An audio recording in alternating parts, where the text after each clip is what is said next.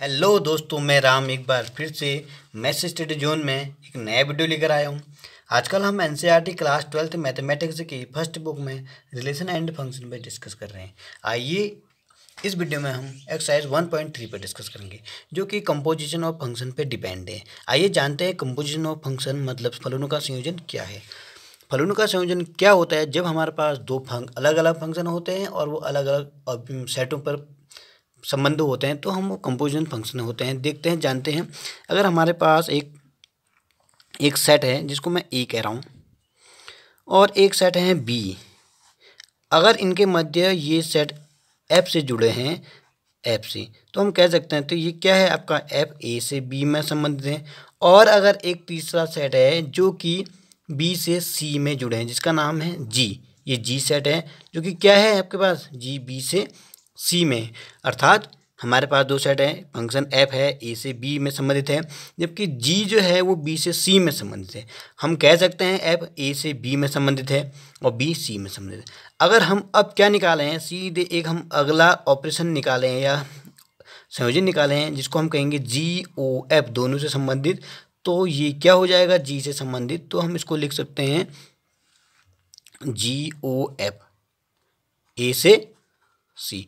तो ये हो गया हमारा कंपोजिशन ऑफ फलन। आइए जानते हैं, थोड़ा देख लेते हैं इसके बारे में। यदि एफ ए से बी में तथा जी बी से सी में दो फलन क्रमशः ए से बी में है और दूसरा क्या था, बी से सी में, अर्थात समुच्चय ए के प्रत्येक अवयव का प्रतिबिंब हमें क्या मिलेगा, बी में मिलेगा, जबकि बी का प्रत्येक अवयव हमें कहाँ मिल रहा है, सी में मिलेगा।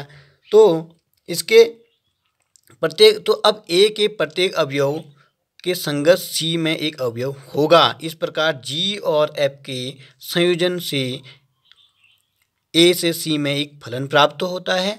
इस फलन को हम क्या कहते हैं, फलनों का संयोजन कहते हैं। अर्थात हमारे पास क्या था, हमें ए से बी में एक फंक्शन था जिसको एफ कह दे रहे थे, और बी से सी में भी एक अलग फंक्शन था जिसको हम जी कह रहे थे। अगर हमारा इसका प्रतिबिंब हमें बी में मिलता है, ए का प्रतिबिंब बी में मिला, बी का प्रतिबिंब सी में मिला, तो हमें क्या मिलेगा, ए से संबंधित एक ऐसा अवयव हमें सी में अवश्य मिलता है। तो ए से सी में जो फंक्शन जा रहा है हमारे पास, जिसको हम जी ओ एफ कह सकते हैं, तो ये क्या बनेगा, G O F function A to C में। ये तो हो गया हमारा फंक्शनों का संयोजन। आइए अब इस पर बेस्ड हम क्वेश्चन करते हैं एक्सरसाइज 1.3।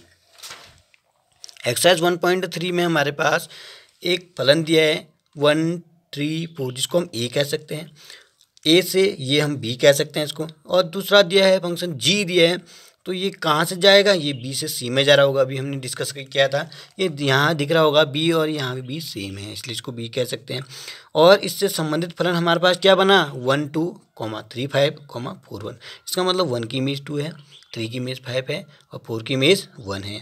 ऐसी जी में हमारे पास फंक्शन है 1, 3, 2, 3, 5, 1, सेम एज 1 की इमेज 3, 2 की इमेज 3 और 5 की इमेज 1 द्वारा प्रदत्त जी ओ एफ हमें ज्ञात करना है। अगर मैं यहाँ पे बात करूँ, ये ए है हमारे पास, ये बी है, ये सी है। ये ए से बी में फंक्शन हमारे पास एफ है और बी से हमारे पास कहाँ है, जी है। तो हमें क्या निकालना है, सीधे ए से जो जी ओ एफ होगा हमारा कहाँ होगा, ए से सी में। तो हम क्या करेंगे, पहले एफ जी निकालेंगे, उसके बाद सीधे जो यहाँ की इमेज हम सीधे इसमें देंगे, इसके संबंधित अवयव होंगे। तो आइए देखते हैं, हमारे पास F1 हमने फाइंड किया, F1 2 आया।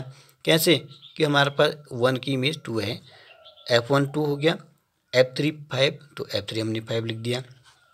ऐसी F4 1 हो गया। ऐसे हमें G1 कितना है, 3 है, वो भी हमने लिख दिया, G1 3। G2 कितना है, 3 है, वो भी हमने लिख दिया। ऐसे G5 कितना है, 1 है। अब हम क्या करेंगे, हमें पास जी ओ एफ निकालना है। जी ओ एफ का मतलब जो हमारे पास एफ के एलिमेंट थे उनके इमेज बी में थे और बी की इमेज कहाँ थे, सी में थे। तो हम ये देखेंगे F1 से सीधे हमें पास सी में मिलेगा। देखते हैं हम क्या फाइंड करेंगे, हमें जी ओ एफ निकालना है। तो जी ओ एफ निकालने के लिए ये फॉर्मूला, ये हमारे पास फंक्शन क्या बनेगा, जी ऑपरेशन हटाए तो हमने जी F1 होगा। F1 की वैल्यू हमारे पास क्या थी, 2 थी, तो G2 हमारे पास क्या है, वो 3 आ गया। ऐसे GOF3 निकालने के लिए हम GF3 फाइंड करेंगे। F3 की वैल्यू रखेंगे, वो 5 है तो G5 कितना हो गया 1 हो गया। सिमिलरली GOF4 निकालने के लिए GF4 यानी कि F4 है, F4 की वैल्यू 1, G1 की वैल्यू 3। अतः हमारे पास GOF क्या मिला 1,3, 3,1 एंड 4,3। आई होप समझ में आ गया होगा। आगे क्वेश्चन देखते हैं, क्वेश्चन नंबर 2। सॉरी ये क्वेश्चन नंबर 2 है। क्वेश्चन नंबर 2 में हमें क्या दिया है, मान लीजिए एफ जी और एच आर से आर तक दिए फलन है। हमें 3 फलन दिए, एक एफ फलन दिया है और जी दिया है और एच दिया है। ये भी आर टू आर में है, जबकि जी भी आर से आर में है और एच भी आर से आर में है। हमें क्या प्रूव करना है, F plus G operation H equal to F O H और जी ओ एफ। इससे क्वेश्चन सोल्व प्रूव करने से पहले मैं थोड़ा सा आपको बताना चाहूँगा, जब हम अगर हमारे पास ये लिखा है, जब हम इसको ऑपरेशन को हटाते हैं तो ब्रैकेट लगाते हैं। जैसे मैं कोई वेरिएबल लेके चलूँगा, एक्स लिया हमने, अब जैसे ही इस ऑपरेशन को हटाऊँगा तो क्या आ जाएगा, कोष्टक लग जाएगा और ये एक्स यहाँ चला जाएगा। आइए इस पर बेस पर करते हैं। हमारे पास 3 फंक्शन थे, एफ जी एच, तीनों के तीनों आर टू आर में है। हमें पहला कंडीशन प्रूव करना है एफ ओ जी ऑपरेशन एच। तो हमने क्या लिया, एक वेरिएबल लिया एक्स। अभी हमने बात किया था जब ऑपरेशन को हटाएंगे तो हम ऑपरेशन हटाने पर एक कोष्टक लगाया हमने और यहाँ एक्स आ जाएगा, और जैसे ही इस कोष्टक को हटाएंगे तो इस ऑपरेशन को दोबारा ले आएंगे। तो अब क्या किया हमने, इस एफ को यहाँ मल्टीप्लाई कर दिया तो हमारे पास क्या बना, F S X F H X, बीच में पॉजिटिव साइन है, पॉजिटिव साइन आया, ऐसे जी एच एक्स। अब क्या करेंगे, जैसे ही इस कोष्टक को हटाएंगे तो फिर दोबारा ऑप्शन ले आएंगे। आइए देखते हैं आगे। अब हम क्या करेंगे, कोष्टक को हटाएंगे, हमारे पास कोष्टक हटाया तो हमारे पास ऑपरेशन आया, ऐसे ही प्लस बीच में पॉजिटिव साइन था, यहाँ से कोष्टक हटाया तो ऑपरेशन आया। अब एक्स को बाहर ले लीजिए, क्यों एक्स कट गया होगा तो ओनली ये एफ ओ एच बचा और जी ओ एच बचा, तो इसलिए एफ प्लस जी ओ एच का वैल्यू क्या हो गया हमारे पास, एफ ओ एच प्लस जी ओ एच। आइए सेकंड पार्ट देखते हैं। सेकंड में पॉजिटिव की जगह यहाँ पर डॉट है यानी कि मल्टीप्लाई है, ऐसे ही यहाँ भी होगा। ऑपरेशन हटाने के लिए हमने कोष्टक लगाया और फिर अंदर मल्टीप्लाई कर दिया। ये डॉट था, एफ जी एच एक्स आया, बीच में डॉट साइन तो डॉट आएगा, ऐसे जी एच एक्स आया। अब यहाँ कोष्टक हटाएंगे तो ऑपरेशन लाएंगे, सेम हियर। अब एक्स को काट दीजिए इधर से उधर में, जो यहाँ एक्स था ये एक्स कैंसिल हो जाएगा, तो हमारे पास क्या बचेगा, only F dot G O H बराबर हो जाएगा F O H dot G O H. I hope समझ में आया होगा। आइए देखते हैं क्वेश्चन नंबर तीसरा में है, हमको जी ओ एफ और एफ ओ जी ज्ञात करना है। हमें एफ एक्स दिया है मॉड एक्स और जी एक्स दिया है मॉड 5x माइनस 2। तो हम जी ओ एफ निकालते हैं। जी एफ ओ एफ निकालने के लिए वही ऑपरेशन हटा तो कोष्टक लगा। अब हम क्या करेंगे, ये वैल्यू आई थिंक समझ में आ गई होगी। अब हम एफ एक्स की वैल्यू रखेंगे। एफ एक्स की वैल्यू हमारे क्या थी, मॉड एक्स है। तो अब जी एक्स हमारे पास है मॉड 5x माइनस 2। अब जहाँ भी x होगा उसकी जगह हम क्या रखेंगे, मॉड x रखेंगे। तो g की वैल्यू ये थी, इसमें हमने x की जगह मॉड x रखा, तो हमें क्या मिला, मॉड 5 मॉड x माइनस 2। आइए इसका सेकंड पार्ट देखते हैं। एफ ओ जी एक्स निकालना है, ऐसे ही ऑपरेशन हटा तो कोष्टक लगेगा।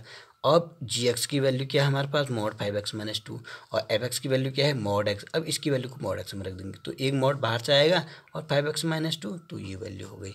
आई होप समझ में आ गया होगा। इसका सेकंड पार्ट हमारे पास और है, इसको देखते हैं। सेकंड पार्ट में हमारे पास है एफ एक्स बराबर 8x³ तथा जी एक्स है x की पावर 1/3। पहले हम जी ओ एफ निकालते हैं, ओ हटाने के लिए ऑप्शन हटाने के लिए कोष्टक लगा। अब हम एफ एक्स की वैल्यू रखेंगे। एफ एक्स की वैल्यू हमारे पास 8x³ है।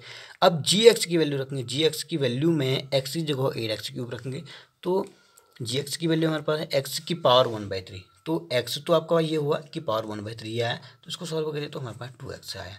इसका सेकंड उल्टा निकाल दें, एफ ओ जी निकाल लें, ऑप्शन हटाए तो कोष्टक लगेगा। अब हम जी एक्स की वैल्यू रखेंगे, x की पावर 1/3। अब एफ एक्स में x की वैल्यू 1/3 रखेंगे।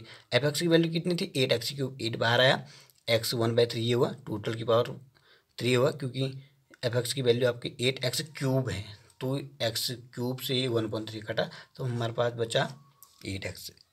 आई होप समझ में आ गया होगा। इसके नेक्स्ट वीडियो हम प्रतिलोम संबंध से संबंधित पढ़ेंगे। Thanks for watching.